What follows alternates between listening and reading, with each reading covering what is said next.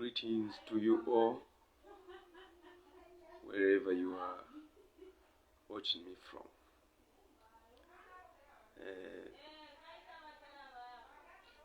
Palino ishita charikale iyo twala ishenyepo naba bonfu bakwalesa kumona ifyo tulenda mukatika eshiwe lya kwalesa elyo n'omulumbe w'esonde epo ulendela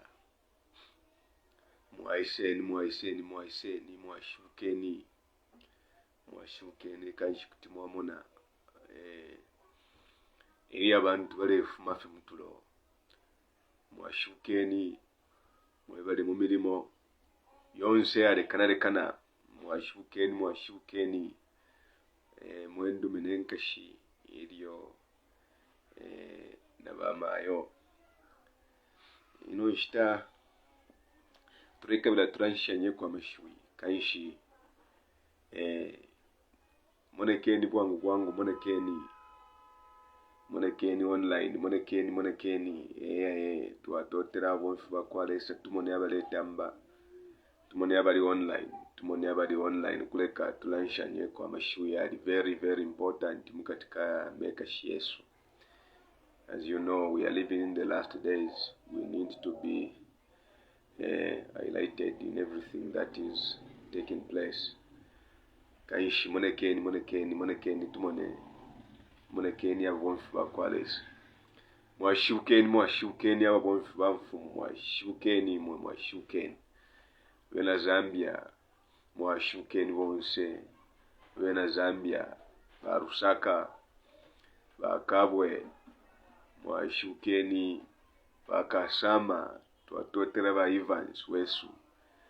mwashukeni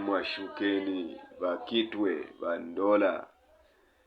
bachingola mwashukeni nenchende shonse muno muzambia twamitotera bonfu bamfumu lero turefwa turanshanye kwa mashui aya nonofye ayo abantu nga benga posa kwa manu balingire baishiba iflechitika mumulumbe w'esonde abo bonfu bamfumu twatotera epota tulapepa kuleka turanshanye kwa mashui kene mibelengile kwa mashui ya mwaya ayaba mu kitabo batila kukabila kwa nkulo the desire of ages kukabila kwa nkulo inkulo shonse shari kwa tamashui ya ndushile kabila nabatishan. The way to dispel darkness is to admit light. Inshila ya kutamfisha mwenfimfi kupokelelo olubuto muntu ngapokelelo olubuto infimfi neilamba kulataruka chingatamfya infimfi mukatika bwikashi wenu chingatamfya infimfi muchalo chesu cha Zambia elyo n'esonde lyonse kano pabo olubuto abantu nga basubina olubuto ninshimfimfi yatawuluka pakatika kabwikashi bwabo. So the only way to dispel darkness is to admit light. If you want to dispel darkness in your life, you must admit light. Then darkness will be dispelled. The best way to deal with error is to present truth. Inshila ya kubombelamo ya kutamfishamo ubufi kushimikila kulange chishinka kuta present chishinka kubantu titule ilisha nyero tuikele pachalo elo tule muno bufibule chitika ama deception yale chitika na abantu abengi balatendeka okufo shibi sha kupumikisha bantu kula kunga ukakwati balonji epo satana lebombela nombe inshila yakubombelamo ububufi kuleka ububufi bufumishiwepo kano chinshi chachitika kano kwaba abantu bakuta present chishinka kanshi chishinka echitamfye obufi eri olubuto nalo erutamfye mfimfi teti mulelanda fye pamfimfi yo infimfi yachilamo ububufi bwachilamo nomba what have you done pakweba ati iwe mfimfi ifumepo pakweba ati icho ubufi bufumepo pese chishinka. So the best way to deal with error is to present the truth. The only way to dispel darkness is to admit light. Nga tuwapokeera olubuuto ninshimfimfi alafumishiwapo. Elio kabili nga twasumina ekishinka twakita present ku bantu ninsha obufi nabo obufi tabwakwata amaka. Ikirenga obufi okukwata amaka nikyo tapali abantu abakulenga abantu kwishiba ikishinka twamitotela obufi bakwala esoko bakomanda banudi chintala lesa kupale obufi bakwala esa baleta mbakaishi konsoko muletu kutikila weveni kotumoni okweba ati abo bomufu bakwalesa kaishi bali pamwela kuleka tuingile mu mashwi nomba ilo tuingila mu mashwi aya lekeni tuipushelesa pantu alingile atulanga ikishinke chapanshita present truth lesa westu akutotela pali inonshita watupela kweli shuko kulanda naba bomufu bobyo kulanshanya pamwela ikateni miela yonse nefibanda nengulu nama satanist kuleka tulanshanye twabike emyao Yesu pachipa ilo kulande fishinka fintu fyaba muri Kristo Yesu. Amen. Twatotela abo bonfu bafu mumfwe ichile chitikelelo abo bonfu bakwalesa lekeni tubelenge kwa ya mashiwi aya bamuli 2 Peter chapter 1 verse 12 waitishan. Wherefore I will not be negligent to put you always in remembrance of these things, though you know them and be established in the present truth. Eichon shabyo wamulekelesha kumyebukisha kuluwa ifintu neryo mwafishiba nokwikashiwa muchine ichabapo present truth. Imwecho muleka bila chishinke chapaishita ilelo pantu twikele pakweba ati mwingeshiba upo mulumbe wesonde ulendela efyo ukwisa kwa Yesu kwa palamisha icho mulingiri okutita n'okubomba kano mube pachishinka ichilipo ichapaishita present truth. Mumfwe Ephesians chapter 5 elio mu verse 11 aitisha. Ephesians chapter 5 verse 11. And have no fellowship with the unfruitful works of darkness. Mwikwate senge n'emirimo ishitwale fusabo iya mumfimfi, but rather reprove them. Nomba yeba uleni lelo yeba uleni ilo abatishan abati, for it is a shame even to speak of those things which are done of them in secret. Pantu chansoni ukulanda pofye nefifintu kufilanda po if chitwa kulibena munkama in secret kwali befintu ifletika munkama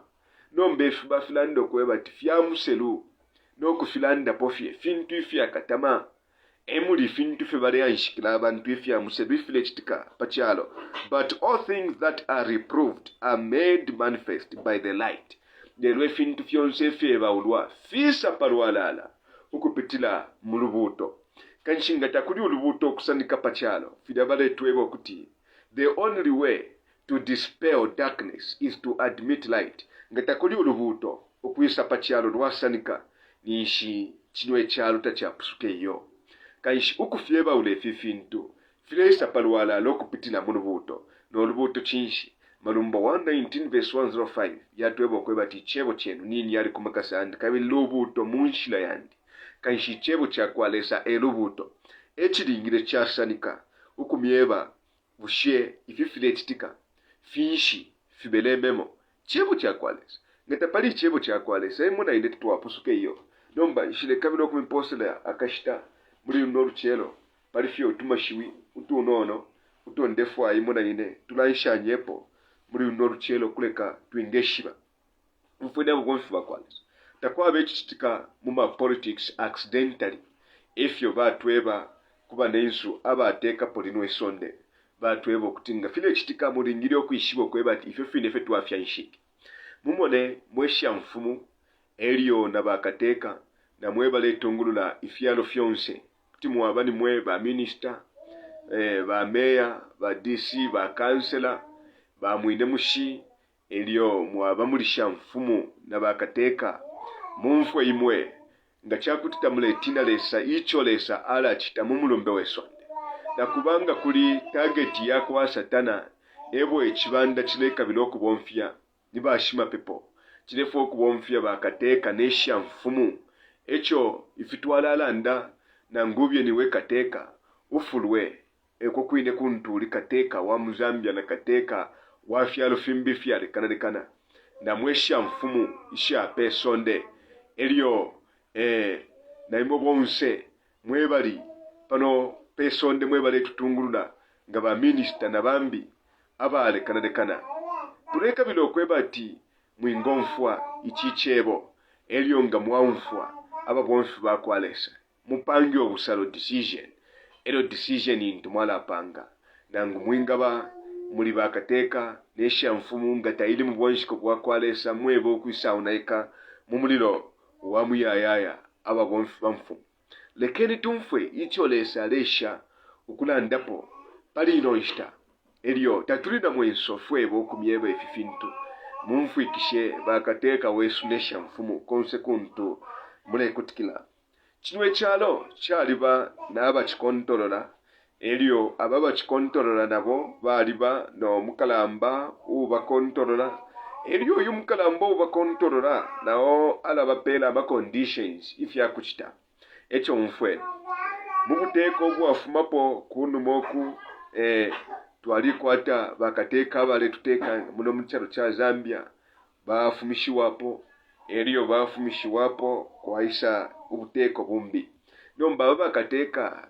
aba ma juniors aba bakateka nibakampenga fye ba HH nibakampenga balungu bali nibakampenga elio na bakateka bambi abaleteka mutufyalo tutunono ababonse abama outer boys nibakampenga bamukalamba uteka linwe sonde kukontrola linwe sonde elio efindelanda nokufishiba n'abafishi babo bonfu bamfumu echo kuli ba minister ebo mwingamona balina bwino n'enfumo bwino elio niba kateka bwino nomba abenginga bamulemo n'abali mu parliament abengi nitube ebyutwa kuti ifitwala atendeka okulanda n'okufishiba bambita bafishiba echo muteka nyefye bane ba minister mwebale bombela kufya bumi ba minister abale bombela kufitungu ifyale kanalekana bane epo tufikire mufuire mwatekanya bantu mwalasumyo omulopa w'abantu abakayele elionga mwasumyo omulopa w'abantu abakayele muli kino ekyalo lesa taikale potondolo iyo eko filifimwe fye mulesaina tamwishibe noko fifumine icho imo muleka bila kusekeshe mfumo shenu mulye n'abana benu mwekute mubatu walina kuma skulu ayawo mu mtengo basambilile kabili mulenda na bwino at the cost at the expense iya abantu ababusu abalenda muri kino ekyalo n'okwirishanya abantu abashikwete apa akumo kuboko mubepaye elio nga mwabepaya mwebo mumfwe bwino nomba tamwishibe ifyo mwasaina nefyo mulesaina oko filefuma ishwenda ramashintu mulerya na ibobe leshala mineterana munebukishefya kitike kunmo kuba bakalamba ba European Union chairman asa ebo mukalamba uwaleteke chalo cha Tanzania Magufuli bamwebo kweba ati 27 million euros into twamepele iya taxpayers money ishinda n'amashintu twakupele kula ndapafya corona kupela abantu ama vaccines tumfuna statistics ifye mulenda mu Tanzania umukalamba panu ma aloleshamo kumona ifyo abantu mu Tanzania bengafu African chinchi achitika aba bonfu bakwalesa ichi achitika chakweba tu yumu bonfu wakwalesa panu mana Africana bamupangile info assassination aba bantu balepaya shwenda raba mulepoka kuli ama organizations ale tungurwa nama Jesuits ngaba Federal Bank isaka chesonde lyonse ichandarama ichapangiro mwaka wa 1913 panuma na mwipa ya mwema Jesuits abalumendo abakwati shendarama mu Europe abakene ukwikalla mu bwanshiko bwenu mwabepa ya muri Titanic ship mu mwaka wa 1912 mwapanga na Federal Bank pantu abakwati shendarama mwapoka endalama ba God bonse mwapoka mwatula mu butala bumo mwakwate endalama ele mwambo kula pangila mwesha inkondo yakubaila pwe ya mwaka wa 1914 yaishile panuma ababa lumendo ba Jesuit akaka bungwe kakontola nwe sonde ka engine ya chilonga ino chileteka nwe sonde no mkalamba papas ba kontolo le shindalama bambo kula pangesha nkondo bambo kula panga malwele kula chita engineer malwele bayamba okulapanga ensala shesonde lyonse kuleka abantu nomba bengaluba mwengalufya abantu eryo kabili mwingepa ya abantu fikutikeni mweba bwonfu bakwalesa mwishibe fyanka amapantu balanda okweba ati mwikwate esengene emilimo ya mumfimfi lero yebawula ni palwalala reprove them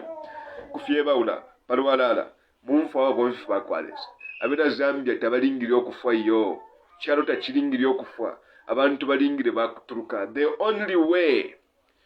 to dispel darkness is to admit light, and the only way to deal with error is to present the truth. Kanshi tulekabila abantu beshibe kishinka kuleka abantu nga bayishibe kishinka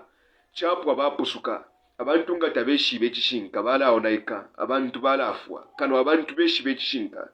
mumfwe mwitumpikwa n'okumona ati kinwe kyalo kilenda omutende tamuli omutende muri kinwe kyalo ayaba meetings baleikalanga ba COP26 bayikala kuyita yuko mukalamba papa abeta nchina mwishiba agendas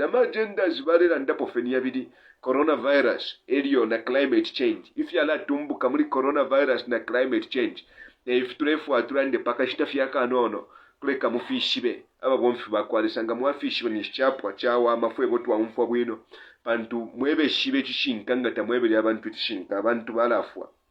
mufwe abo bomfi bakwalisa iyo bale kala kunu moko bali kwete ama agendas iyo bale lanshanyapo abale tungulula kinwe kyalo na kubecho balefwa kinwe kyalo kuchileta mu new world order ikyalo kikwate enkonka imo nga kyakwate enkonka imo bala tungulula bwino kinwe kyalo nomba pakukwate enkonka imo we create order out of chaos inkonka tetibepo kano paba mafia icho chishinka tetiwe bomunga ndomo wikelenga nawo kwata obunga nawo kwata omundani nefya kulya fyonse fyole kabila omuntu mbyesha kwebe ati katukupangile kwenkonko mole ndefyu mana wikwatila we mwine tetitike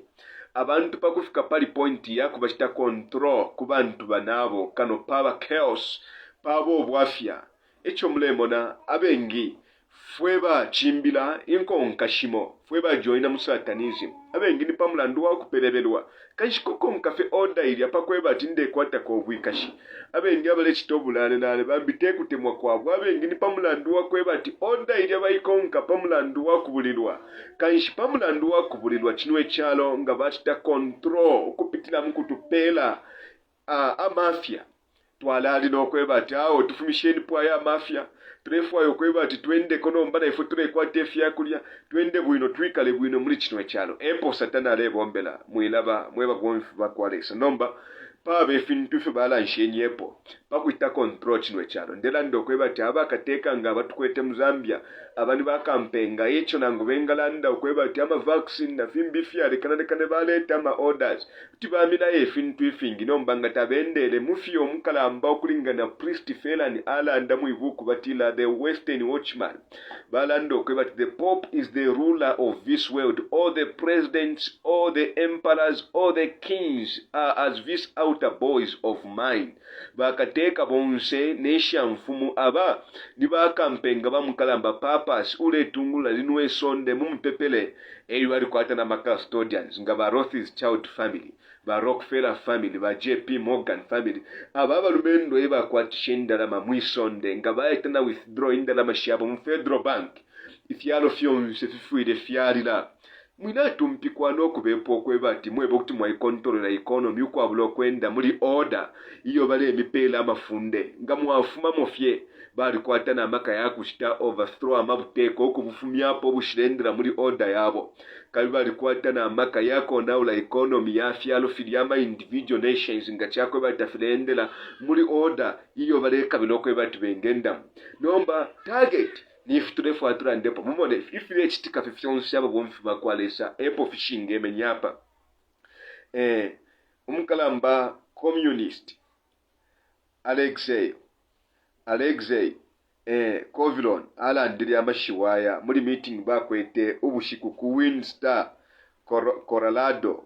in August mu mwaka wa 1985 mumfu amashuya ntwalandire okwebati kwali ama programs yo twayikalile papa kyalo kwanshika ngaba bale control nwe sonde lyonse ama programs yantubayikele po kwanshika Nyaya. The first was political and dealt with various issues of peace and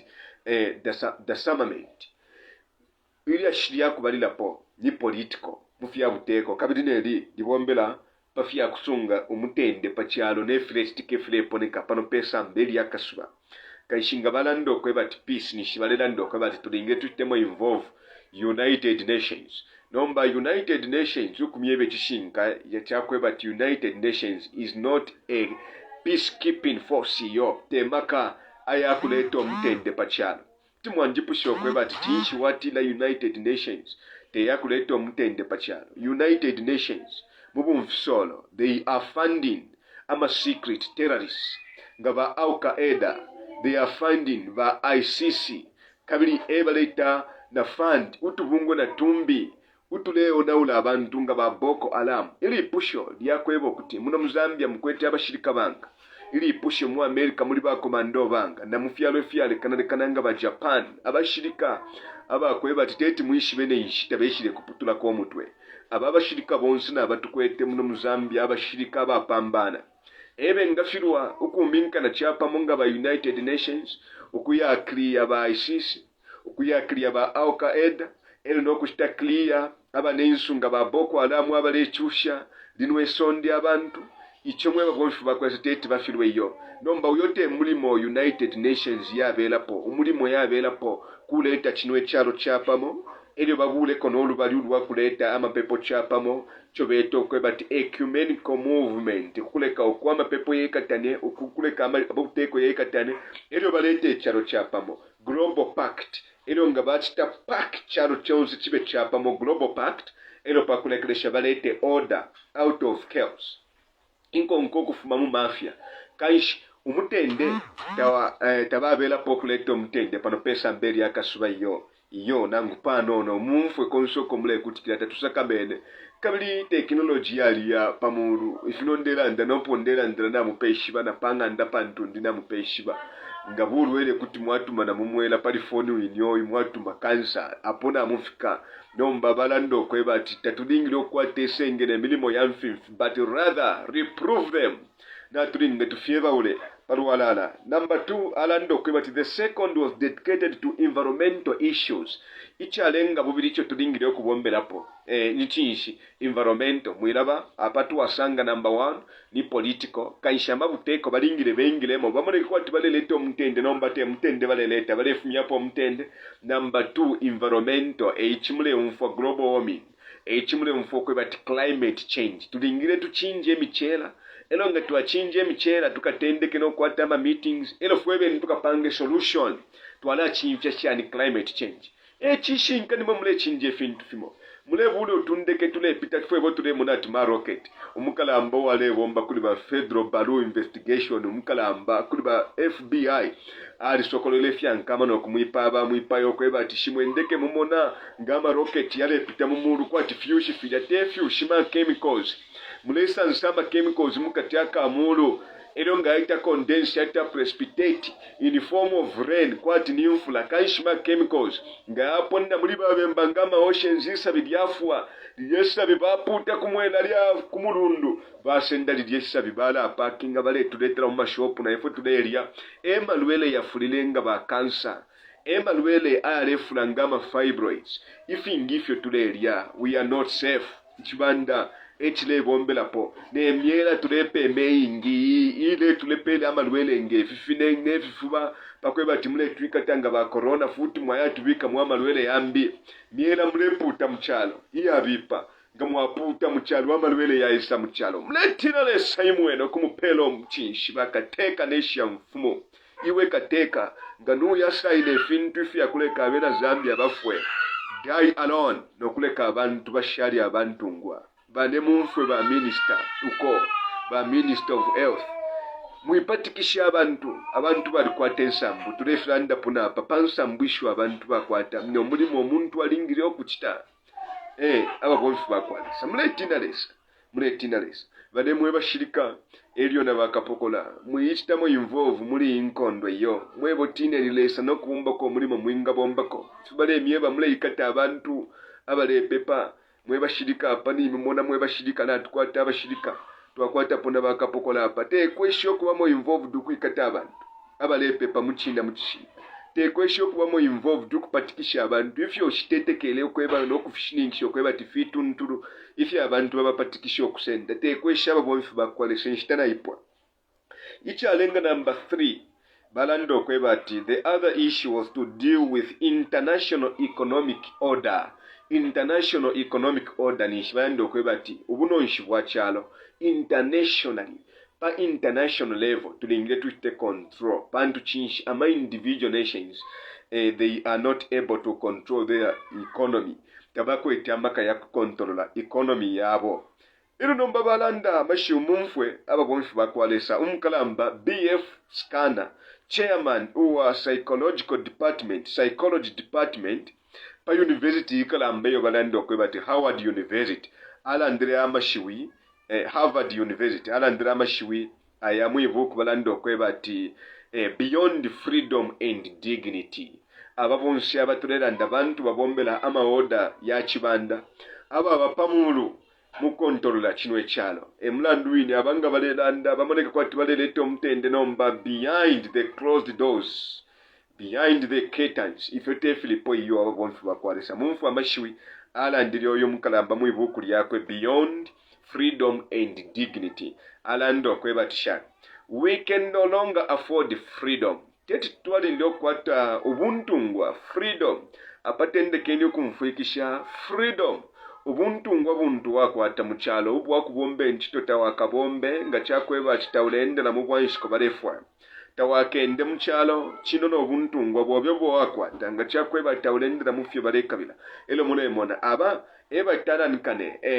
ebatungirira esambu sha muntu ama human rights nomba ama human rights yala kofete aya kweba titu wabomba bwino nchito bwino n'obuntungwa pa nchito ulemona webonga tawakwate fyo balefwaya bala kuta sideline naba no bakula kumana kwati chipondo aba papatile kuli order ya fibanda webonga wakana ukala moneka wasulwa panchito webo kala moneka kwata ukwetino buyo panchito webona mu family bakula kukankamba konsopo Africa panchende kukankamba bakula kutamfya pantu chinshi freedom bala kupoka insambu shintu kwete insambu feshala ninsambu shabuwelewele shabupuba shoba kateka abashirina mano nesha mfumu ishikwete mano shala aleta kano kutuluke okwati amano yafumu kateka chipingo ero wala itwa kateka uwa ya no kutungulula linwe sonde ne chalo ishinsambu ishi aba homosexuality lesbianism na mayo kuti aupana na mayo mnankwe no muome mnankwe einsambu bala ita promote insambu shakubomfya ba condom ba skulu ba grade 9 na ba 12 kuna bapera ba condom zuma skulu iwe niwe minister wa musango shani iwe tina lesa iwe ulachita promote ulalelane ishwe insambu bala leta muno muisamba lyakasuba kuti waponye efumo ishwe insambu walikwata pantu chinshude kabilo kuchindira ole bombe nchito intu kwete kabindi mbina wo apokele ko efumo limbita kwete amaka yakusungo yo mwana ishwe insambu bala mipela muri chinwe cyalo kabidi shiresha. We can no longer afford freedom,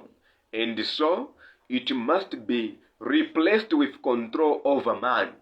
Ichikashi chilinge chaba replaced chapyanishi wapo no kukontrolwa kwa muntu. Mumfu ikishaba konfi bakwalesa. Umukaramba Skinner ifyalando kwebata. We can no longer afford freedom, and so it must be replaced with control over man. Chilingile chapyanishiwapo freedom buntungo bwapyanishiwapo no kukontrolwa kwa muntu nishibale myeba ati buntungo atapabe nomba pala ababala atendeko kulani chita control ili pusho bushikwa libafyo omuntu afika panga ndapa mobe atendeko kula kuchita control kweba chitechi ukakana pafuire paba ko nshila imwe ya changelesha echo efu bale yanshikapa bumbi balefwayo kumipela balefwayo kuta control ama tonton kanyo yenu camping wenu freedom tamulingire okwata elio apa shiri freedom nishipali chimwe chiletinya pafude paba chimwe chiletinya balandi okwebati we use fear as a weapon tubonfya omwe nsonge chanso ichakukandira kwa abantu tamule monanga bati fourth wave femule butauka fear as a weapon first kufilumbilisha nefyo fishidi elio muawunfo omwe nso uko olubilo tutiteshana elo bayambi pela nomba if yakushita control amatontonkanyo yenu elo balando kwebati Apple seems to afford freedom, and so it must be replaced with control over man, his conduct and his culture. Imibombele yakwe conduct ifyo wikala elio na chinshi na culture intambishenu mwala mono kuture ya kuntaishi abengi mwala tendeko kwenda uwamba culture yala chinja abengi ukuture ya kuntaishi culture mwala tendeko kulalia nefi mushaleria mwala tendeko kupepa nefi mushiringiri okupepa culture yala chinja pantu pala abafimwefe bala ingisha mumibiri Yesu mumibiri yenu ifi alalenga kampingu mulemoneka kukwati mwali fulungana n'amatontonkanyo yala fulungana twala abanga amashilu twala abafenga abawelewele abantu abakala abafenga amarobot ukuba controlled kufintu ifi bale tutyanisha mu new world order inkonka ipya yesonde lyonse ere mumfwe abatishana umukalamba Manly P. Ho alanda amashiwi mwibuku balanda okwebati lectures on ancient philosophy mumfwe ifiturekotinga fyecho kanshinango kutwikata kutumwatwikata fyemwa tutwala kukoti kulekana bashima bufumu nabo baya umfwa kwe fintu pakwebati bashi bati kanshipo fyaba na kubalero bwalicha ilibuku kulita fetantanta pa computer mwamone fyalembo hapo kulinga nefe tulendanga fyachishinka echo ichishinka chilengo omuntu kuba omuntu ngwa cho ndingire okulanda echishinka pantu ni ukuba omuntu ngwa echo nindishibe chishinka efile chitika behind the closed doors mumfwe muri libuku lectures on ancient philosophy balando kwebati the time has not yet arrived when the average man is strong enough or wise enough to rule himself. Ishtata ila Afrika ilio umuntu average man nimona ine fweba shiriko palia pamono fweba life pakati fweba lebo mba kofiyama chito kuti mwabombe nchito mubushirika mwabomba mulivuka pokola kuti mwabombe nchito nga buticha titwabomba nga badokota titwabomba ama chito nga ba agriculture nomba batwebo kweba ati ishtata ila Afrika ilio ifufwema average men we are strong enough or wise enough to rule our own selves kuitungula fwebende ifwe taila Afrika iyo inshita iyo kaishini shingabala ndokwe batita ukwete ishtata ila Afrika iyo imwe mwebe na Zambia mwinga itungulula mwebene mwinga ikontolo la mwebene nishe yapo mkalamba na oskina asilando kwe batulingire tuwakwata kwenshila iya kukontolo no muntu kumuta control nomba kaishini shinibani balingire okututeka elwa konkali yapo alando kwe bati never will peace reign upon the earth until we are ruled by the feet. Umutendeta wakabali awisha popachalo pakafye tuka kontololwe n'abafikapo. Never will peace reign upon the earth until we are ruled by the feet. Umutendeta wakabepo pachalo paka tukafike pali point iya kuba controlled na abantu abafikapo fit men. Abantu bafikapo kanshinshi bale myeba ati omutendeta wakeshepo kano fyaba afikapo bakatutungulule nshimo na indebale twebo kuti pali bakanshi abale tutungulula abale tuteka aba bafiti ababende aba eba chilefwaya chinwe chalo chibe mu mutende pakweba ati ifo tukalile ukweba ati bafune batutungula kwa bali aba afikapo icho bale letela amafia bale fwa baite create order out of chaos mumfwe omukalamba orders auxiliary mwibuku balando kwebati brave new world the brave new world revisited alando kwebati shan in the end they pampela vena abantu they the people abantu will lay their freedom at our feet bakaleta obuntungo bwabo nokububika pamakasa Yesu which means ama controllers abale to control and say to us make us your slaves but feed us nokulanda kuli ifo kuti tulengeni okuba abasha benu nomba mutupele ko fefi yakulya nishikashi cyo bale pilibula apa balera ndokwebati ngatubwele pali quotation twachibelenga bati the time has not yet arrived when the average man is strong enough or wise enough to rule himself. Ishtata ila Afrika ili omuntu abali average imwe na ine pantu twikele mweba upwafe na mweba upa mweba bomba kofi mba buteko na kuba mumfwe kwali baba bomba mubuteko na aba bombela ubuteko aba bomba mubuteko nyaba mule muna bakateka elio nama ministers ere mweba bombera obuteeko nifo beeta ati ama civil servants abasha babuteeko omusha wa muteeko wabuteeko ekyo mukamone minister ngafikana ngo ni pasukulu baticha bonse kufuriza pantuli musha eyapa balekweba okweba ati the time has not yet arrived when the average man is strong enough or brave enough to rule himself. Taila afike inshita iyo mumulingiro kuyitungulula mwebe nyo kulayishita control kuyiteeka mwebe eyapa balela ndokweba tishani kaishi kufure kwa bapelwa kwa abantu bamwe abakubashita control abakuba ruling abantu abakula abakontrola eyapa ndati ngatu abashita control twabapela mafia eri nombachika beshani eri omukalamba odoze alando kweba ti in the end they the people will lay their freedom at our controllers' feet and say to us, make us your slaves, but feed us. Tulengeni okuba abasha benu nomba mutupeleko fe fyakulya. Kanshipo bale bombela ababonfi bakwalesa ababantu. Ko tulenga okuba abasha. Elio nga twatira tulengeni okuba abasha tubapeli obuntungwa bwesu. Tire tupeli nko fe fyakulya. Efintu fyalakosa. Eyapa mule mfwa tawakende mu market. Tawaka shitishe. Tawaka bombe nchito. Kano na okwate ekintu ekyo balekabila okulanga okweba tulina otwali mutita control mumatontonkanyo indirect okwabula okwishiba eryo mumone mwebasambirira emu mwebatuutuna sana ekyo nebo nshatetekela muntu uli wonse nanguntu wasambirira bantu dokota uwasambirira nali mumona popalifuaka n'abalemba pokweba ati tobacco is harmful to health. Tobacco fuaka alikwata obusanso kubuumi bwa muntu ulawine dokita wamusanga n'omushanga futi alepepo ulebelenga n'okuti tobacco is harmful to health. Mwilatetekela abamulemo n'abakateeka teekweisha okubatetekela ba minister na ba kansela abengi they are puppets of the rich men.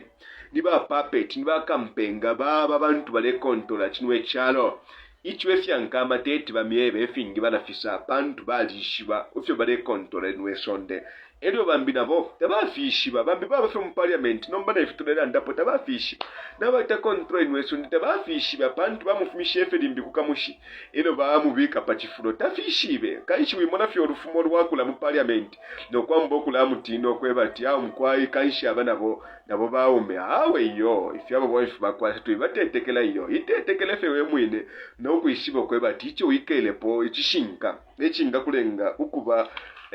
umuntu ngwa nyomba mumfwerekeni ababonfu bakwalesa tusondwele bwangu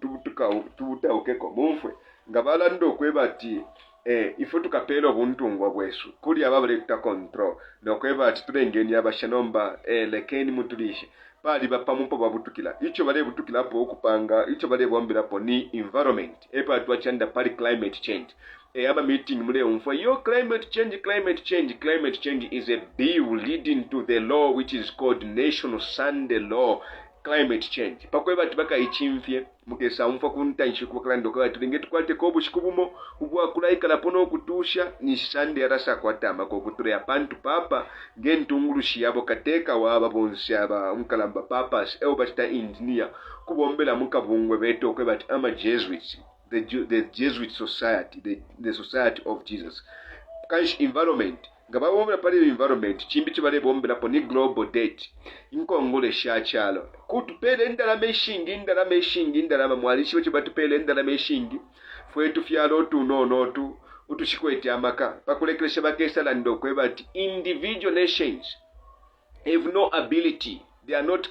capable to rule themselves. Tabako etiamaka yali akuyitungulula bene echo nabafiro no kulipilenda la matu abakongweshi kanshi twalapo kefyalo no poke batu mipoke efyalo senfe tuikatane kanshi pisheni ayama funde epa la pisha ba homosexuality mulishinda na mamuide mpoka bakateka epa la isa mass vaccination ibe na mandatory mupeli abantu ama vaccine yabe mandatory mubapatikishe pakweba ati ama tontonkanyo yabo fira balelanda yabe controlled ngababa controlled ama tontonkanyo chose cyo mukalanda tatu akakane pantu ni shimoro fiber kale ya lina ka perfect wa ingisha mu system yesu world poverty tubapeleko ichipowe chesonde lyonse ichipowe chesonde lyonse chaisa shani kupitira mukita corruption economy eyapa muleta collapse economy twalimishiba mweba control economy bane ba papa isendife pabweru mwebya abantu okwe batukupitira mu custodians benu nga ba Rockefeller family ba JP Morgan ba Rothschild family ama richest families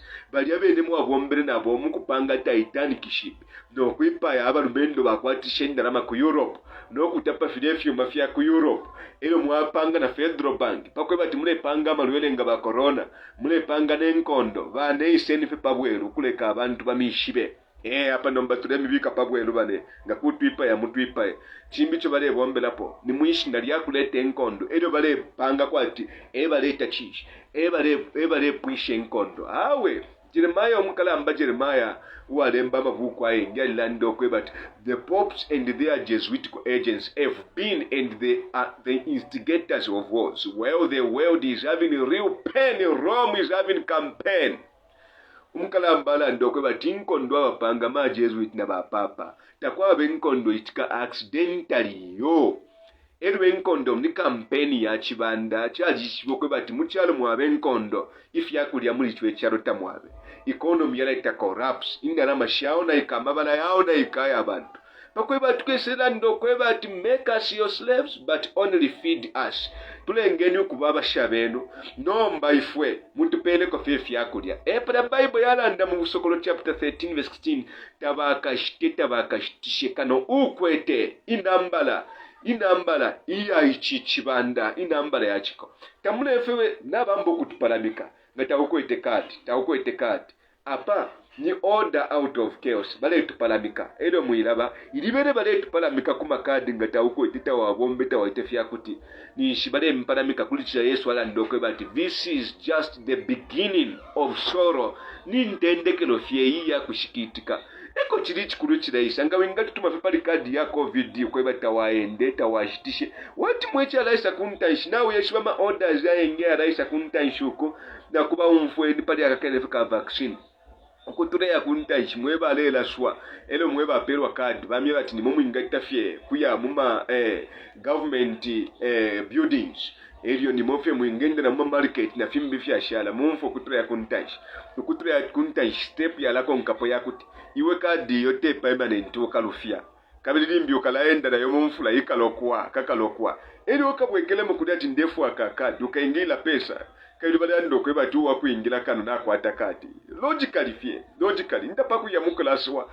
iyo ine institution ndiapo kuchipatala mukulaswa ngaishikwete kadi nefuti nala ingila shali yo tudefu afya abalashirwe nomba futi abalashirwe abobende abashilashirwe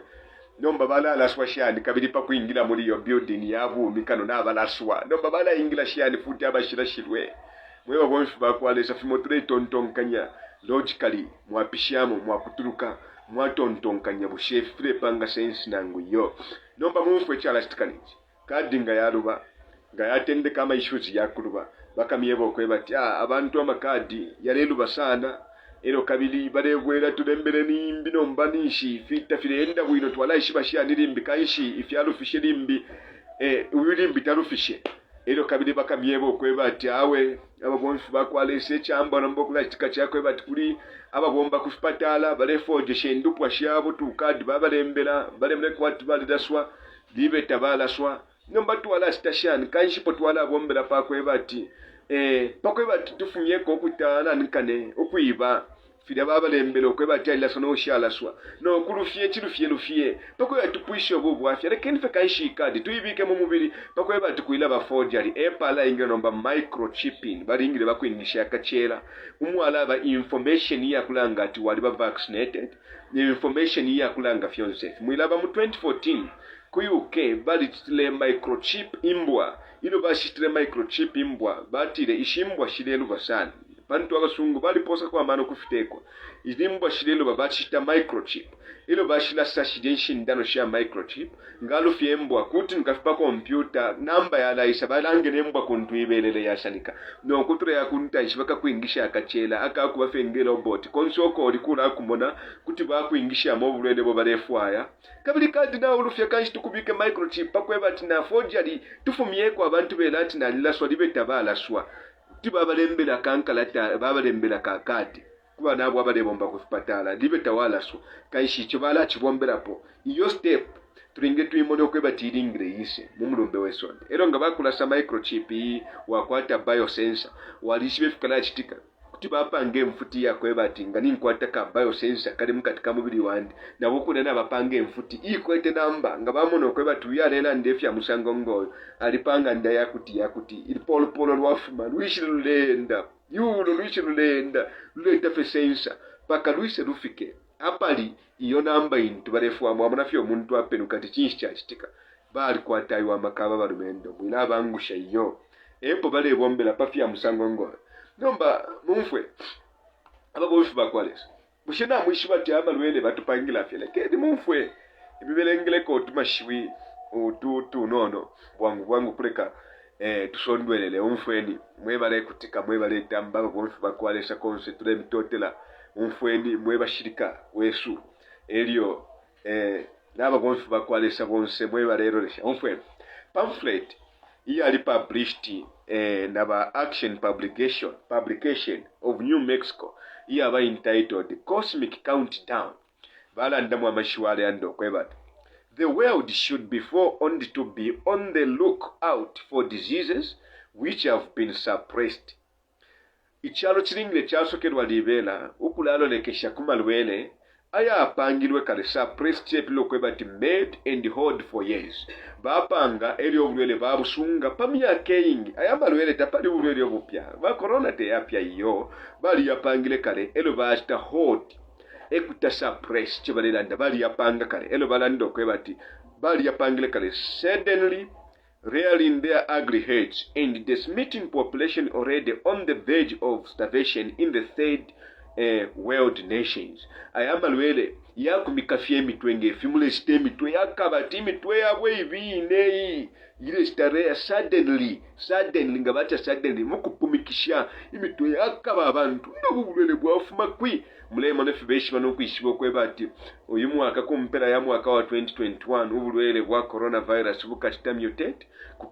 bukesa variant imbi nomba bukesa ikwatisha maka bukafuma palija stage bukayepalija stage namba nishibale myebo kwebati wewe alashirwa mu 2020 nyereti epo bulwele nomba vaccine naita mutate nishirye nyereti walashirwe ya vaccine taikwete amaka kaili akashishi nomba kakwata amaka ukuchila pali chinji ukuchila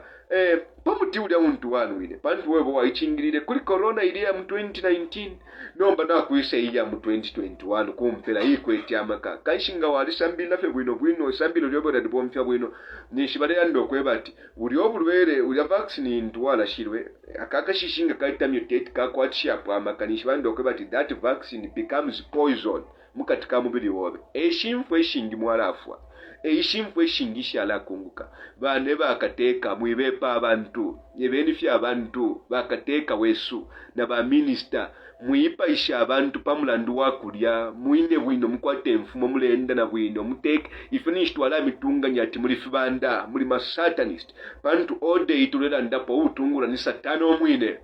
kaishi ebeni abantu chinshi mule chitilefya mubufuntungu pakweba timulye bwino mwikale bwino leke ntwe abantu chishinke chide chitika ayama lwele te yandaka ibatweba ba Guardian publication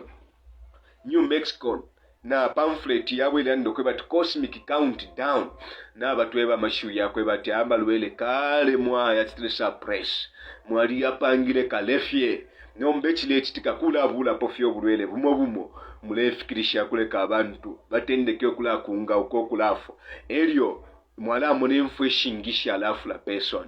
abengi abalafu abantu bali vaccinated akakumwaka mukeseptula ngachakweba timfu eshalafu la bengi bantu ayamalwele muli aleta ndama waves elo mule tontonka nyoshita washiwo kweba ti wave chipiulo kweba ti bimbi nga mulenda pomumana kwaisa wave amabimbi tawashiba tubu atubufile bwapili buka ayama wave yakupilibula chinwe chalo kuleka abantu bebile pamenshi bafuile pamenshi abengi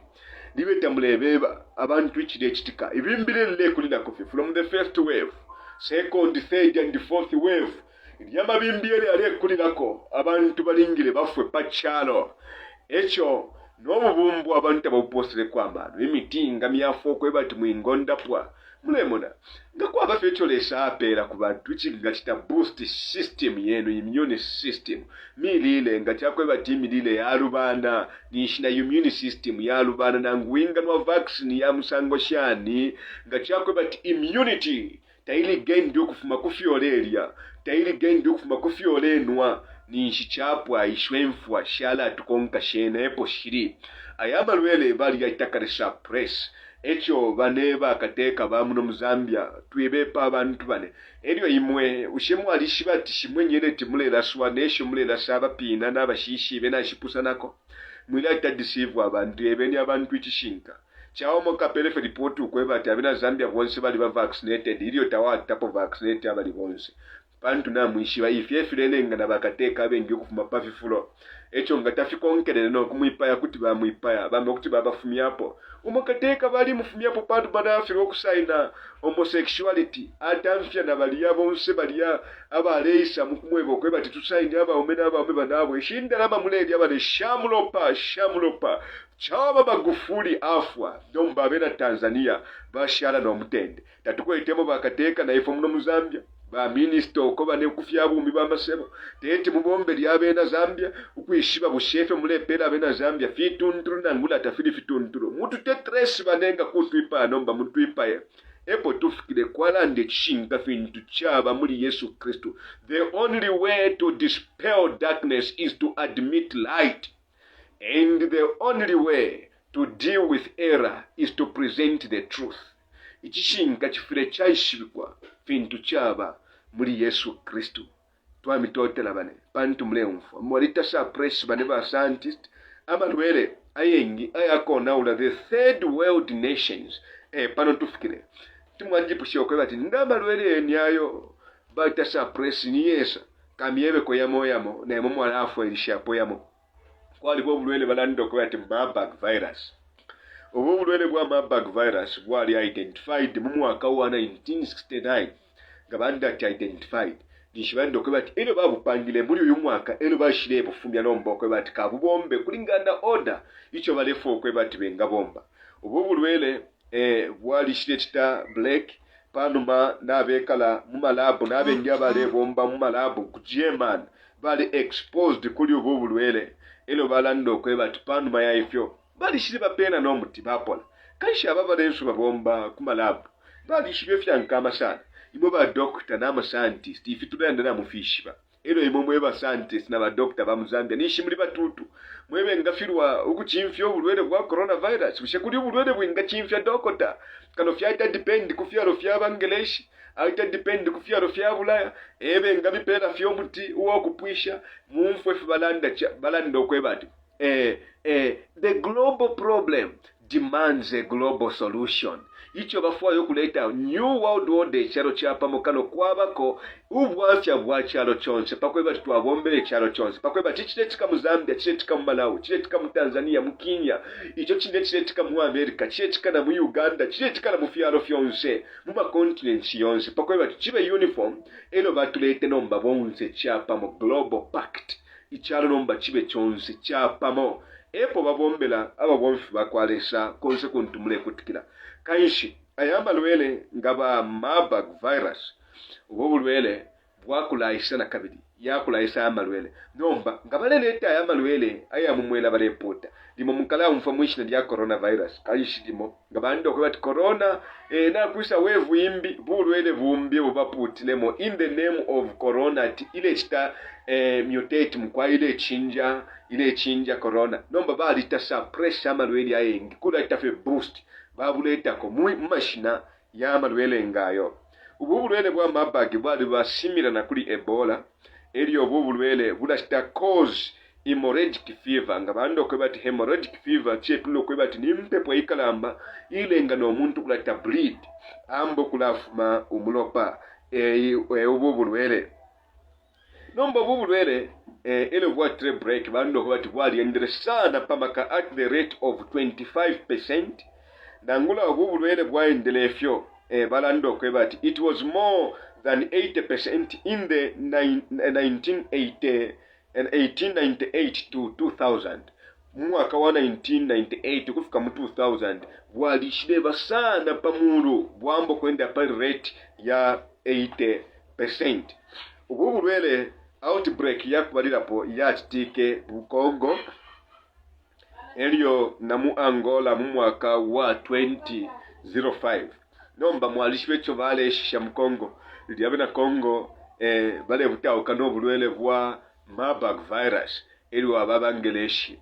mwishi nali akwisa mukunda po bulwele aba n'insu baleta pamabwe aba god baleta paula god echo amalwele yayengi alya ayatinye chalo ayengi baleta pa Congo pakwe bati yali amabwe yonse basende mwalishi bati yali amabwe yale bomba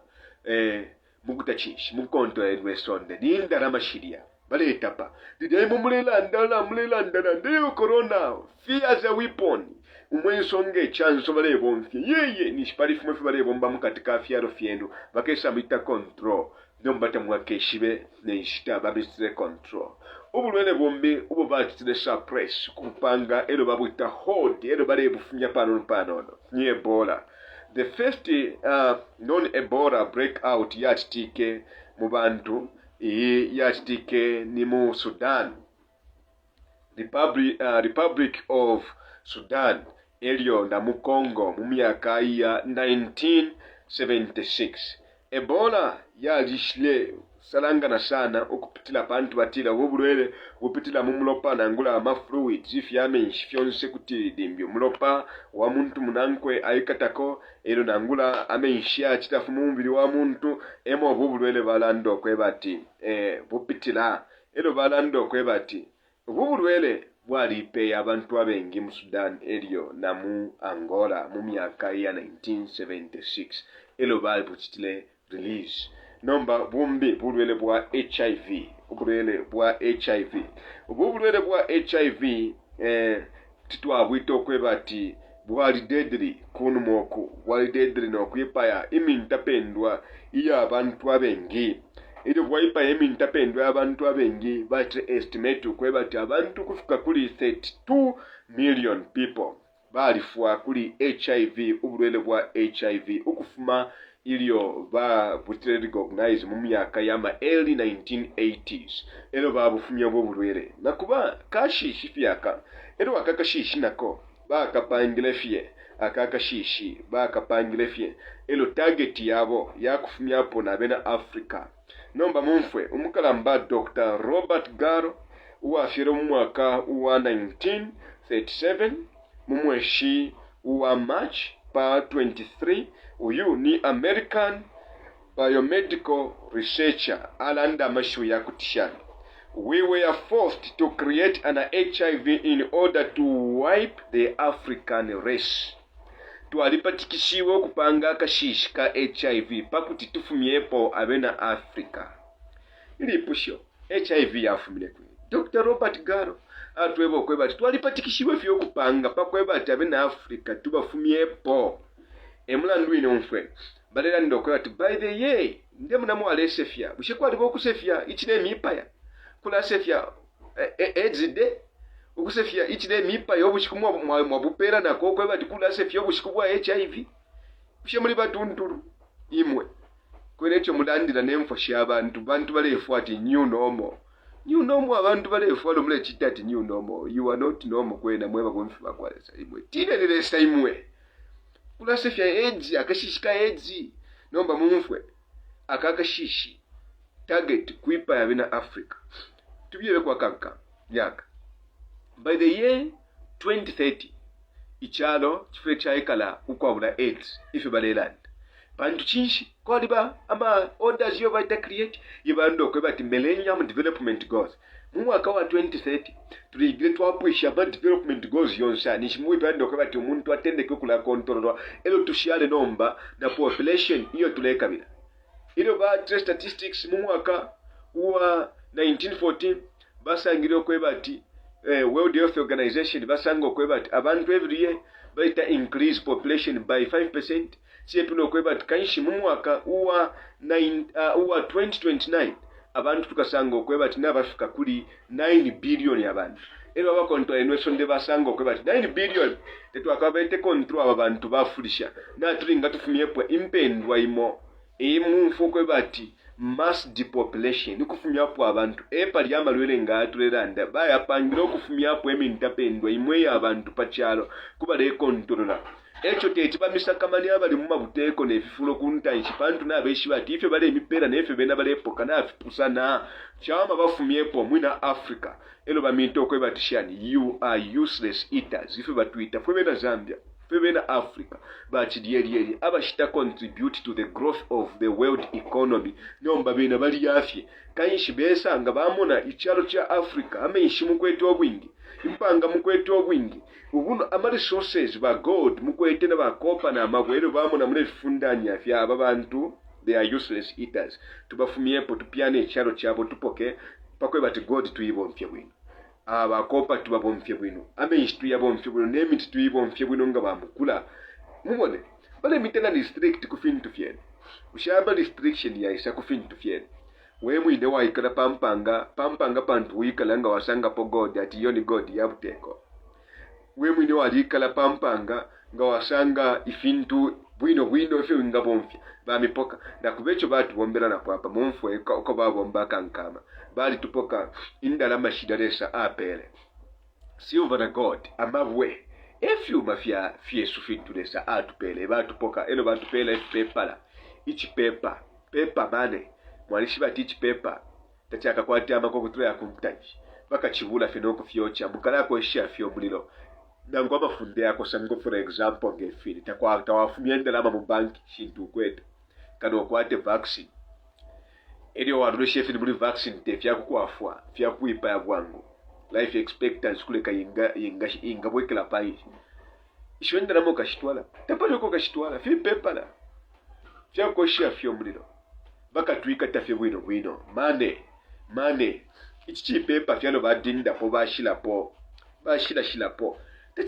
techile panga na sensi ichi pepa bashila po fye ilo bachipela amaka ilo nomba bale tupoka god ilo bale tupoka obunonshi tamwene nembushi nomba nabatendekwe kulasenda mu Africa ubunonshi bwa muntu bane ngamwa umfu ati mwali abano mkele mu kipingo bale kwa tefitekwa ngombe bale kwa tamabala bale kwa tembushi nenkoko ifyo bunonshi tendeke n'okwatako n'amafamu ama country livings mwatendeke okulasalapuka mayoko baeneska basomulusakomo baware ni mubonfu wakwale somo ba jelad na tukwati amafamu na twakwati amafamu tubike pwengombe tubike pwembushi ila wakati hata wakashitishenga walikala bwino we mwine pafamu ukala ilila we mwine fyo wakwata pafamu ili omuchelenga wapwa abali mutawuni bali nesala wamunafe beshiri na tundalama twabo iyo mkwai trefu akwa matabati awe mune akasaka kama tabaka kadeti omuchele ile wiso sindi akasaka kama tabaka efya abakale baikele ichumba cha muntu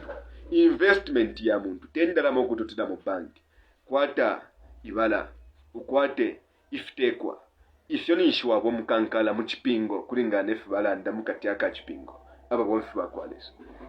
tule mitotela efyo baletere amalwele ngaba HIV umukalamba Robert atwebo kwebati kufumyapo abena Africa kwali bobulwele bumbingo bulwele bwa smallpox wa shire kitikamu akawa 1980 elio no bulwele nga antivirus wobeto kwebati HPS chile pilo kwebati antivirus pulmonary syndrome bobulwele mu mwaka wa 1993 kulingana reporting tubapere according to the report bandoka that the virus is not transmitted from one person to another rather people contract the disease from exposure to the dropping of infected mice balandoka bati bulwe tabwenda kufuma ku muntu n'omuntu lero bwale pitina muri bakoswe bali abakwete ubwo bulwele umuntu ngaba exposed kumafi yabakoswe ifyo batweba ababa nensu alo batweba kwebati ubulwele bwa antivirus bwasata break mu myaka ya 1950s during the Korean War ya kwali nkondo ya Korea eli obulwele bwasachitika mu mwaka wa 1950s elo babuposa bali kwata ma targets 3 1,000 abantu abali infected ero bando kwe bati 12% of them ebafuile amalwele yambi nga ba influenza twali umfu amalwele nga ba influenza ubu bulwele bwa influenza babulando kwe bati 500,000 people worldwide bali fuile kuli ubu bulwele kulingana na report yapelwe each pani chobeito kwe bati who nani WHO who nani lyali bali pushwe lido lingiro kwasuka World Health Organization who WHO ni nani answer ni ensoka ya pombana pali apene pali simbo yao ni insoka serpent insoka ni poison kumipangila amalwele mule munati niba World Health Organization lelo bamipangila obulwele vaccine na amalwele na ma chemicals ya kumipaya ni nani answer abene bali pela who answer alien soka intule mune ya pombana ili pusho muli monshinsoka ya kwata mufyabu mfya muntu isoka twaishibo kwe bati sumo muntu no kwipayo muntu kashi wilate teklafyons ifingi fya kutwipaya aba bonfi bakwalesa nomba mumfu obulwele kwa influenza pano mada bwipaya abantu kufika kuli 500,000 elio batu ebo kwe bati ubulwele bwali deadly sana the Spanish flu ubulwele babwitoke bati Spanish flu yatendeke mwaka wa 1908 elio ubulwele bwatendeke mwaka wa 1880 balando kwe bati ubulwele kufika kuli 40% of the world's population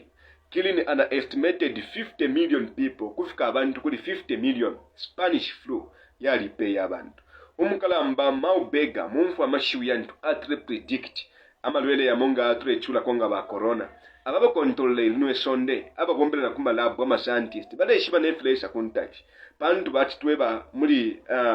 the Guardian publication muri pamphlet yawe bareti cosmic countdown balando kweba ati kwali bamalwele yo twapangirya kale twatana hold ya nomba tule yafumya panono mumfwe if yo mukalamba Maubag alando kweba chan I think that it is possible that something like the 1918 flu outbreak could occur again.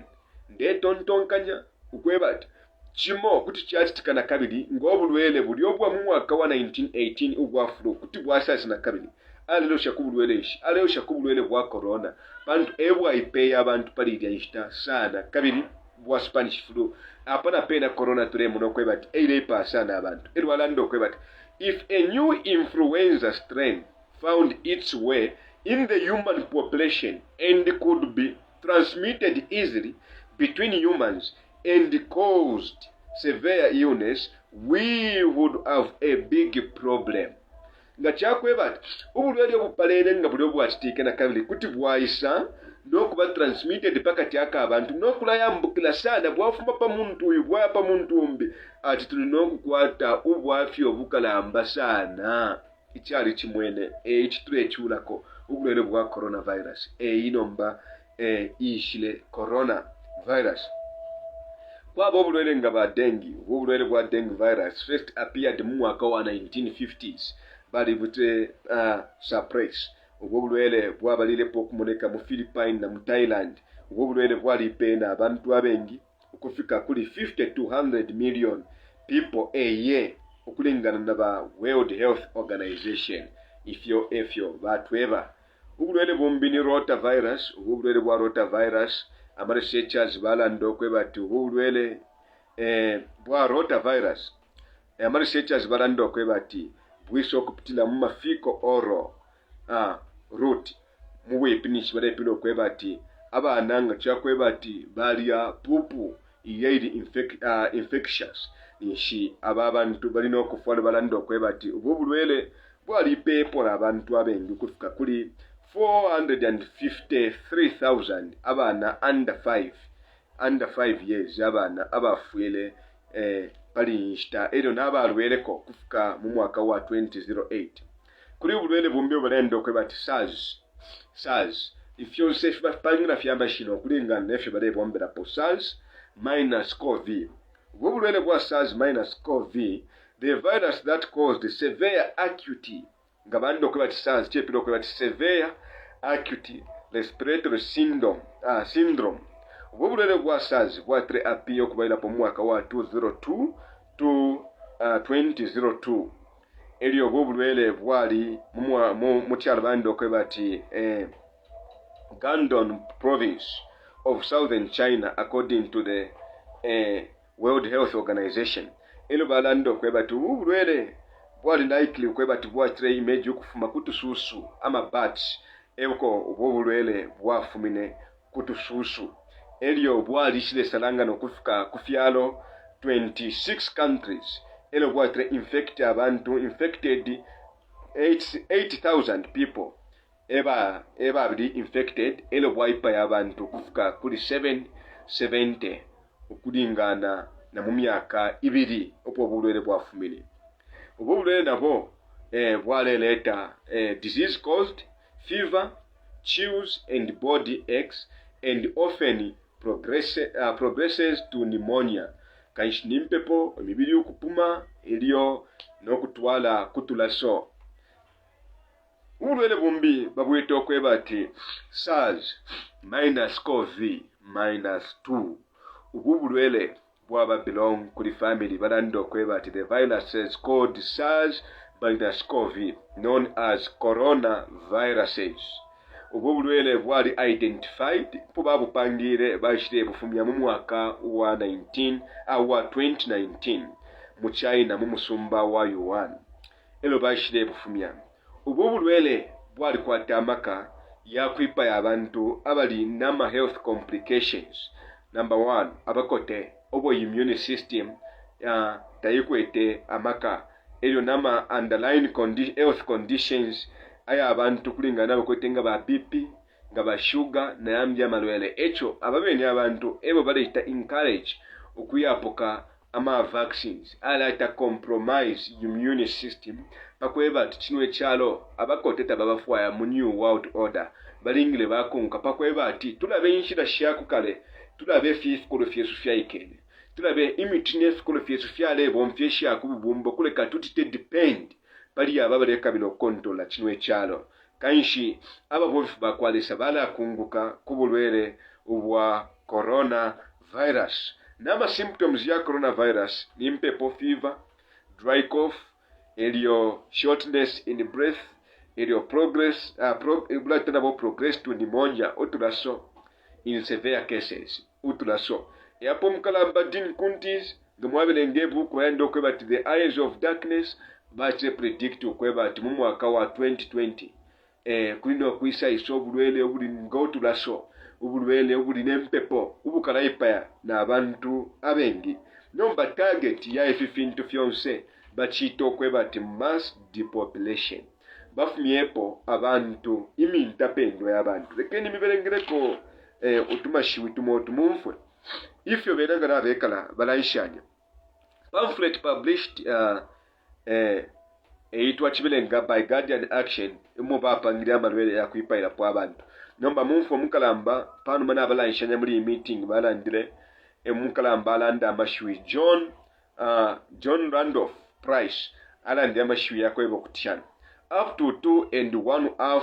billion might perish in the coming chaos abantu kufika kuli 2.5 billion balingile bafwe kutireisa kuntaishi ubwafyo buleisa kuntaishi chaos ngaba corona apa balileka inkondo in open combats kulala sana kufunya kwa mintapendwa y'abantu nga fya chachitike mu first world war na mu second world war kuipa y'abantu abengi pakwe bati baite control Europe na abantu bali barefo kwe bati baite control sonde lyonse pantu ni muri shinkondo M3 image not bungwenga ba League of Nations panu mayankondo yakubalila po League of Nations kuminkanye fyalo fya kubulaya ku Europe elo ni panu mayankondo ya chibiri epa chile fyali kwa United Nations kule kabeminkanye fyalo fyonse bale control aba control nwe sonde nomba balanda tinwe nkondo balelwa using bio and chemical weapons bulwele biology bapanga obulwele biologically obulwele babuta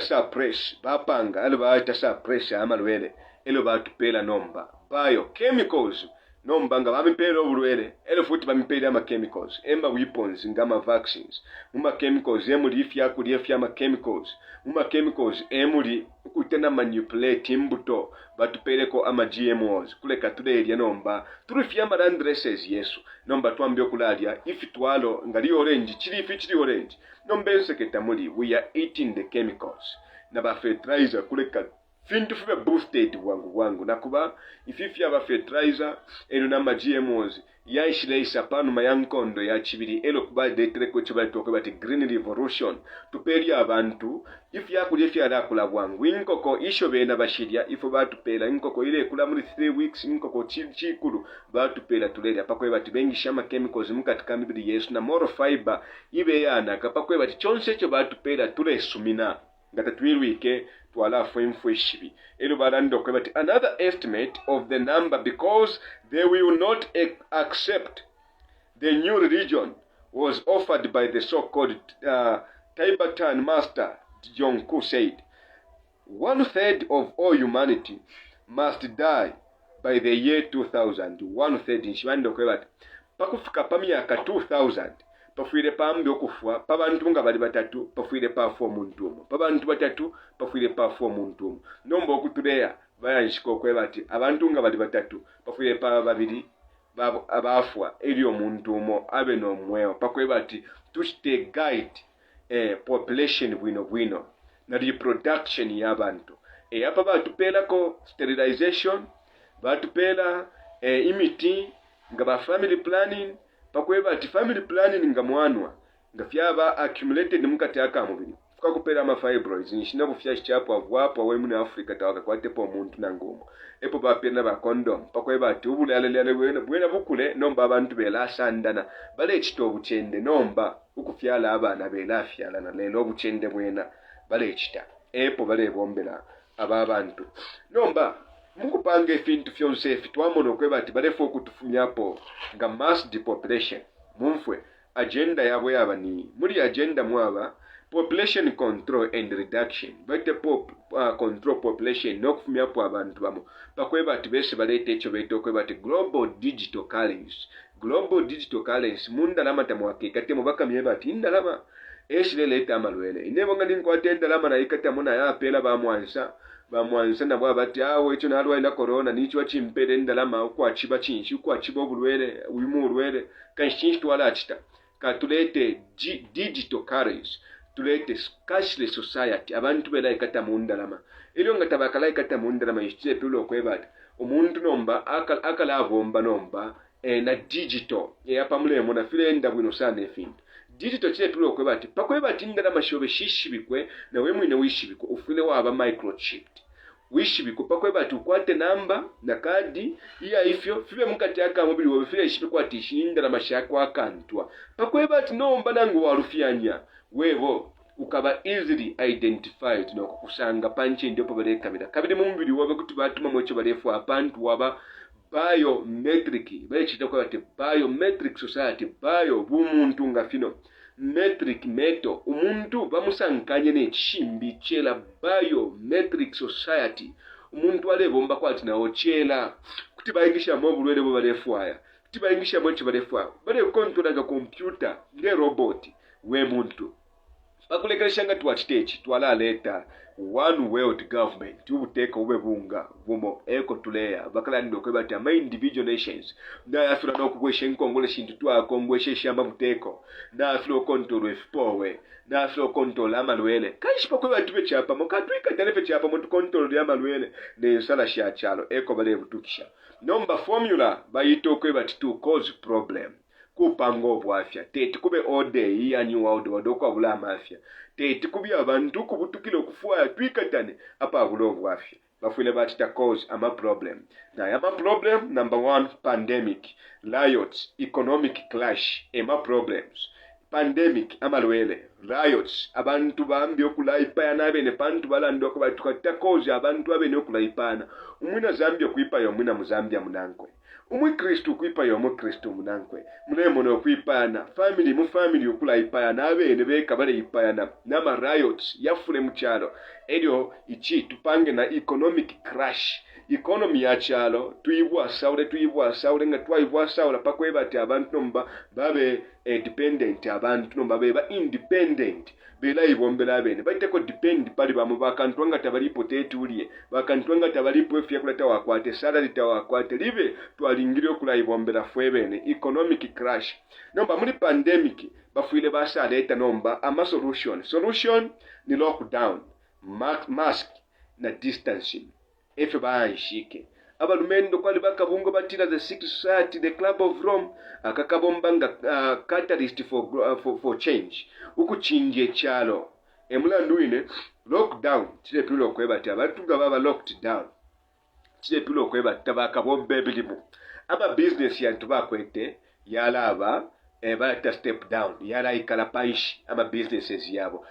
chinshi bale kutukilako economic crash kulya pabla ndwai wa lockdown tawaka bombe wewa odele fintu ngani fidye fyakweba ati filingire fyabola kuli lockdown takuli kuya mkushitisha fyalabwela mukatikanga ndendera mashayingira epara balachilanda muri quotation twachibirenga kunuma make us your slaves but only feed us tulengeni okuba abashabenu nomba mutupeleko fye fyakulya epo bale bombe lockdown mask kile tulo okweba ati omuntu tumupangile ama respiratory diseases mukati aka mubiri wakwe nifi bale pili bulokulandapo nga mwaya muchipatala ba doctor batwebwa kuti isule ama window mulyo muri ba patient isule ama window mwisule ama window muchipatala efe balanda chinshi ba doctor batila mwisule ama window nga bwacha muchipatala cyo bafwaya abantu kuta access fresh air umwela uli fresh kuleka wingile bantu wali kwata makamubu bumbo bwa muntu na okunda kwa muntu mwela wingile air yingile idi fresh ya ingila muchipatala nomba ida ule ingila muchipatala futi bakwisalira akasalu futi balefu ayo mwela wingile nomba futi bakubika akasalu ero balando kwebati ichona wile kyalo ni carbon dioxide global warming na climate change kufune kwaba kuna zero carbon Sunday imwe tukalaika na panshu kwabula imilimu eli yonse pakwebati carbon ila aba produced pachalo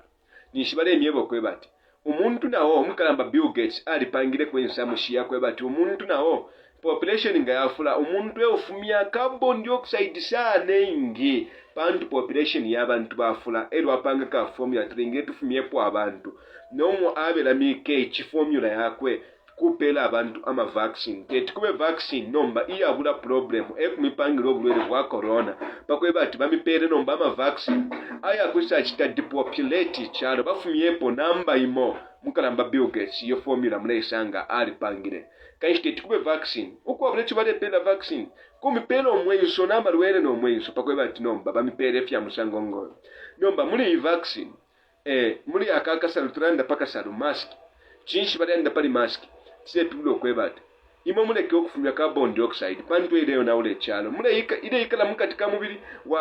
wapema ule winyomwela waingira waofumya futi waingira ili pusho carbon dioxide iyo lefumya nga ingona ule chalo environment ya kulapo pachalo elio no mubiri wabe chinshi chalo nomba nga mungona ule chalo kuli carbon dioxide nomba nda pali bufi umubiri wobi akalifyefya kamubiri nichie tulo okwebati abengi twalasa afo kumalwele twalasa kwato tunasuna mali respiratory problems imipemene yalasa atende kokula tushupa in the next 2 years muli ififyo tule chita ukwa bulo kwishiba distancing kuleka relationship nomba ipwe pabantu mwalishiba relationship na itende kokula apa distancing abantu nga teti mubapele nshita yakula pepa kuchie chiko basambile efintu eko beshibira nefintu efingi kabiri mukwikala chapamo emo turanshanishanye efintu efingi manoli weka babemba batila tashinguluke kobo iyo kaishi icho bale bombelapo nikuleka nendupwa nomba ida relationship pandupwa iputuke relationship pamuntu no muntu munango iputuke bantu balishiba mumfwe mumani buku yabo balando kwebati abantu aba bali bakwati bali tukontamika mwakontama ene mwakontama epo bateka isolo nombanga drafts nangu chess batela panu mayesu po baletela elo baishibo kwebati abantu nga bainuka baishi bati kwa bainuka chincharatika draft yalapona esolo lyalapona notupendo tonse tupene nishina game yaita shani yapwa bali shibokwe batiri abantu bakakutubuka nokwichibefe tuchita mu bumvisolo nishapo na game tuteya yapwa if babombele fintu mu bumvisolo munkama tete bakupele vaccine batire ya kuipa ya kukwe bati ya kuita boost umweobe nomba mumone ukutura ya kuntaish mukalani mwafya ma booster yakala bafi ma booster yakuna bafi ma booster pantu chinshi na beshi bati turefwa yo muntu aite depend pamiti emo obwikashibwabo butwali lyokuba distance yapo bale bombera bwonfu bakwana solution balando kwe bati ni vaccine pano maya vaccine ni microchip pantu vaccine kadi yo ulera ngapa kuingira mu office ukalufia ero kabidi bakalando kwe bati kuli forgery kanshi pakwe bati tuila forge ama vaccine akadi chistu wala chita katura sefia abantu bale enda na komu mubiri nga microchip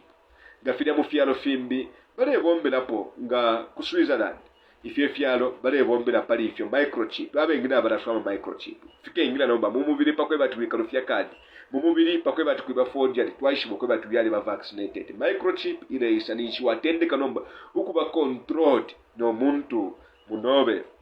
apa balela ndaba riots nga yaisa pachalo chishina ko ku riot ileta lawlessness tamuba ifunde mu bantu kiramo kutafechenga kita pakulekelesha solution cashless system pakweba ati nomba abantu belaba poke indala manga mwabe fyumfulunganya indala mashabo shire indala pamwela cashless system economic crash yala leta anarchy and chaos yala leta income kamuchalo kupwa elio na mafia pakulekelesha twanando kwa tupeni chalo chibe chapa mutwikatane new world order epo bale tubutusha epo bale bombela kaishi ngaba corona abaturemona basa mukupwisha ensambu shabantu pacharo mukulekelesha umfwera wofu bakwanisa insambu mwakwata imwe mwali kwata ensambu nalalumbula po ensambu shimo balando kwe bati free and equal esho ensambu mwali kwata no discrimination mubwepinishi iwebo kuti wakubasungu tachiresa kamikefe walifita na ngumusungu alikashika kuti aisa kuno insambu ya mpepele yo mwali kwata right to life mwali kwata ensambu shakwikala no torture and inhuman treatment wali kwata ensambu shaukana kutocha na ngukana kutetreating omuntu kabili imwe mwali kwata ensambu same right to use law insambu shimoshine shakubomfye funde ngefyo kateke ngabomfye na iwewe mwikala chalo wali kwata esho ensambu shakubomfye funde right to treat fair to be treated fair by court wali kwata ensambu isha kukuta treat kukusenda wino mukati kachije chamilando no unfair detainment no arbitrary arrest tawakwata wali kwata ensambu shaukana kuikata ngatabako etepo efishinga findela ndapano ndela ndapa fishinga efyongwete tapaino winganji kata nandikwata ensambu alo nganji kata lishareti judge alingire kuyala pila no kuyamfwa kwefya musangongo oyunga tafi mfwa iyo mumfwe right to privacy wealth mwali kwata ensambu yakuikwatira efyuma fyefyenu ifyo nakateka shikwete molubali freedom to movement and residence mwali kwata ensambu shakwenda movement no kuikwatira obwikashi right to nationality wali kwata ensambu iya kuishiba chalo ishintu wabamo not if bale miba new world order chalo tibe chapa moyo freedom of thought and religion freedom to change his religion or belief wali kwata ensambu shakutontonkanya nesha kusala obutotelo religion ama people kabili chishimbi right to assemble wali kwata ensambu shakukolongana right to work wali kwata ensambu shakubomba right to rest and holiday ensambu shakutushe no kwata obushikubwa kwikala right to education wali kwata ensambu shakusambirira nomba pali ensambu ishingira shimbi twingeshiba icho baletera corona pali bensambu 7 isho balefu kwe batwenga fumyapo number 1 life right to life ensambu shakwikala corona yishile muku kufumishiwa ensambu ishakwikala right to life to live ensambu shakwikala kukupela obulwele bwa corona pakwe batufwe bwangu inshito shilingiri okufa libe wali kwata ensambu shakwikala imwe bakateka nesha mfumu mwebale tutungulula ishibe nifi mwala tungulula abantu nabashima pepo mwebi abantu tishinga bali kwata ensambu shakwikala webapela imitisha kweba tishinga bepaya webapeli obulwele obwa kweba bengafwa bali kwata ensambu isha kwikala mwabapangira HIV pakweba tebufumye kwempendwa shabantu mass depopulation bali kwata ensambu isha kwikala abantu pachalo light to life or to live light to privacy wealth bali kwata ensambu isha kwata privacy wealth ukuikwatila ifyuma fyabo ifya abantu benga kwata nomba apa corona yalaisa mukufumya kwe tawaka kwate ensambu isha kulaenda mu business yobe ukaba restricted tawaka kwate ifyuma corona yishine mukwikata ifyuma okupitila mu lockdowns mwebengi mweba chitrefintu ifya kupapa nafiwekela panshi pamulandu wa lockdowns nendalama mwabombere bambita mwakwata tamwashifola pamulandu wa disturbances ngamba lwenga ba corona shimbi nsambu walikwata insambu isha movement and residence ukwenda no kwika lokoleka bilokweba twingekana tawakende kano kwate kati tawakende no kwikala panche neyo shilingiro kwikala hapo iyo baleka bilati benata ulingiro okupapo walikwata ensambu shakwenda okufuma kurusako kuisa kuno kukasama walikwata ensambu shakufuma kukasama kuya kukapiri kufuma kukapiri kuya kundola ishwe ensambu walikwata nomba corona ma restriction takuli kwenda kwalaba ama restrictions umuntu alingiro kwenda okufuma mu Zambia kuya mu South Africa echo bapangira corona kufumya kweshe ensambu right to assemble ishya kukolongana takuli kukumana mukati akafilonga inonga mwakumana pafuire pawa ama restrictions yako papa ele mufile mwakumana fye muri wanawa nomba mumonenga muletamba imipira kufya lufya bangeleshi stadium na isula kuli bola stadium na isula elo bola ipo ama minutes yanga 90 minutes ne nshita balepo sapa kuya ingira mukati akachibanza no kufuma mukati akachibanza na social distancing nina takuli kuma pepo kwena kwa ba social distancing mufikale fyabwaro mwabapela 2 hours neishi kwishingi ichilonganino ama pepo ayebenge pepa no bulwele bwa corona bwapwa nomba namushiningisho ko batiteti bapepe obulwele bwa corona bupwe pantu ni mumu abuletere icho ama pepo tamule yaposira kwa mano ama pepo muyapele wanao elo wanao yeneyo mwabapela nishimuli wanao yena tamwa ba corona iba muri 2 hours nango 3 hours muri wanao mwena tamwa ba corona bane revised ifyo mulebomba mufite revise na kabiri mufite revise ubupingushi bwakwalesa bwalaloka elyo lesalo sho ubupingushi kulingana n'olubembo bwachila chalo Zambia nga Christian nation nga chakweba ati yikale pansambu shabantu kino ekyalo kyalaba visited by God right to assemble takuli kukumana nomba mumone takuli kukumana church mwaipera wanawa mumabuteko mubomba from 8 hours to 17 hours na mwikala mulebomba lero abachilonga inobena mwabapera wanawa amapepolesa mwampera wanawa tamuli batunturu tene ndelande fenelese olelando kweba tumuto walibola Isaiah chapter 1 umutu wenga wabola nefile konka mufyonse kubola mwentunguru shinga tamulemo nama dangers nefye chibanda chaya inshika nemwala abombere chibanda twalambo kumitunganya kweba ti tamuli bakabombera ko bakwalesa right to education walikwate ensambu sha kusambirira bala kuputula ngata ukwete vaccine tawakaye ku school the government institution tawakengilepo dibe walikwata corona po yishide right to work walikwate ensambu ya kubomba ukwabula vaccine tawaingile nchito ukwabula vaccine tawabombi omulimo right to work bayifumyapo thought and religion ama tontonkanyo ngabakurasa ifyo barefu afu control ya matontonkanyo nemi pepeta wakapepe bwino eyapa mule muno na mapepo nomba yali new option mukati akaifu abenginga abantu ilero amapepo yali new option mweba gonfu bakwalesa konsoko twachilala nshanishanya na imwe lekeni twishibyo kwebati ichilimo okupatikisha nishiresa talibu ichintu bale patikisha mwipendera mwatreso mwali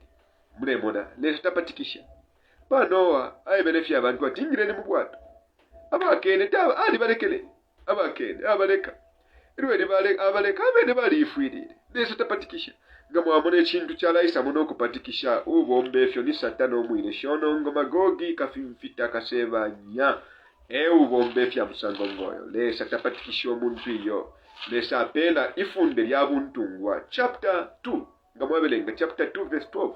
yakuwa James eicho so senina okukitanga bakapingwirwa kwifunde ili abuntungwa lesa bomba n'obuntungwa afaayo okupeera abantu obuntungwa kuleka abengi bayisalira abantu egende biberengereko ameshu yakulekeresha mumfwe opo ekyalo kine bombererero mumfwe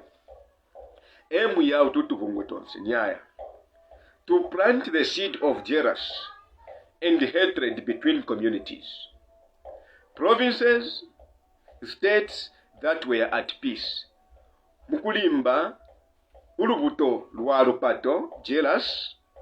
akalumwa, elio no lupato, hatred between communities, provinces, states that were at peace. Ama provinces, elio na ama states, ifyali pabuntungwa, nishibale miebo kuti,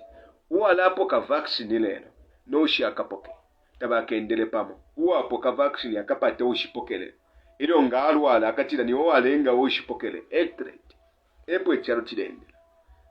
ukuta plant the seed of hatred ilo kamyebe kishinga mwebalenwa vaccine iyonga bamilasa twanasa akwata uka statistics in the next 2 years tumoni abalafu hapo sana pabaleta boost immunity kupitira mufyo baleria ngamo wamya diet elio n'okupitira mufyo balenwa nga waleka okunwa ekinwenwenwe amalwa n'efikola waleka n'okupepa fwaka elyo n'okulaba omufya emiti bwino iyakubu bumbo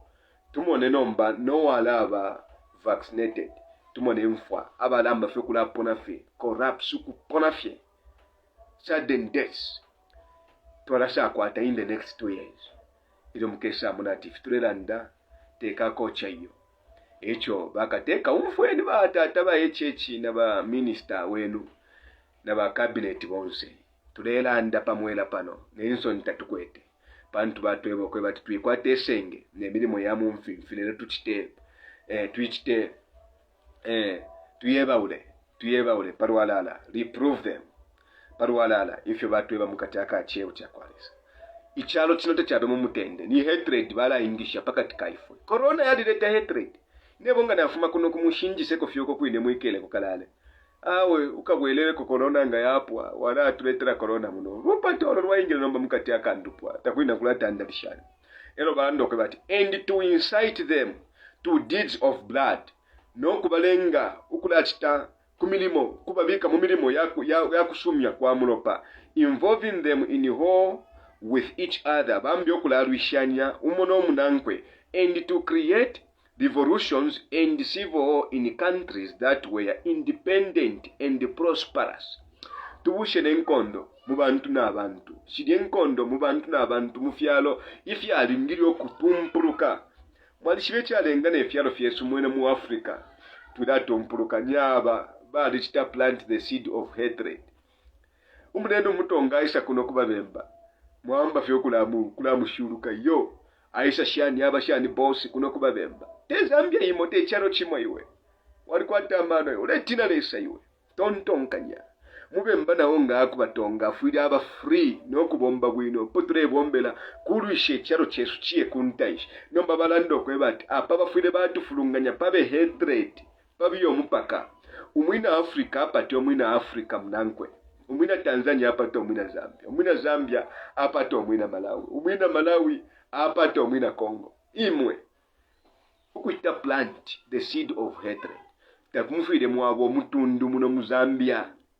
Kwebati yo basala fye nicho mutundu wabo ifefiringire fyapwa kutontonka nyoko abashalo.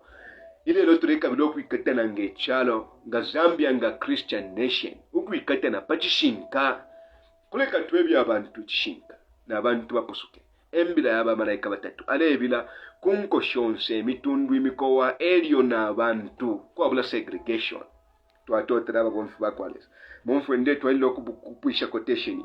Cultivating the arts and the sciences and enjoying the blessings of peace. Fide fialo fialeta enjoy amapalo ya mtende tulinje tufulunganye elo balando kwati. To take sides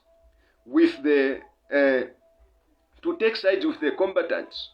and to act secretly with your brother Jesuit who might be engaged on the other side but openly opposed to that with which you might be connected, only that the church might be the gainer in the end, in the condition fixed in the treaties for peace, and that the end justifies the means. Eno batwebo okwebati fyalo nomba mufulunganye mwishina ili akudaita kwati mutendeko nomba mulebombela paishi edu nomba palwalala mule kwati tamuli chapamo ababela mifulunganya abo bifu bakwalesa aba bapamulo nangu benga ponte shanya bena baba chapamo babombela chapamo neshisha mfumu shakwata itonton kanyolimo shikapera na maka yashiko kuchiswango ubutekesha pabandoko bati church ibe egena pakulekelesha the Church of Rome purpose ewalateka chinwe chalo bale bomba na mubumfisoro meeting bakwete mwamfile bakwete kuitali kubaile bonse ama world leaders pali COP26 banda pali coronavirus na climate change ifi belememo tawulingire okwata obuntu ifi belememo tawulingire we muntu kwenda okufuma mu kyalo kimbi kuya mu kyalo kimbi bakwile baputule kyonse nyombeli pusho lya kwela elio satana alebomba mu bumfisoro ndayimo muri mu shintu mulebomba po ababomfi bakwanza bantu batwe bati the only way to deal with error is to present the truth. The only way to dispel darkness is to admit light. Lekeni tupokele lyo rubuto nokumona bushetu ikelesha chonse chaisa mukupatikishiwa lesa nishitalimu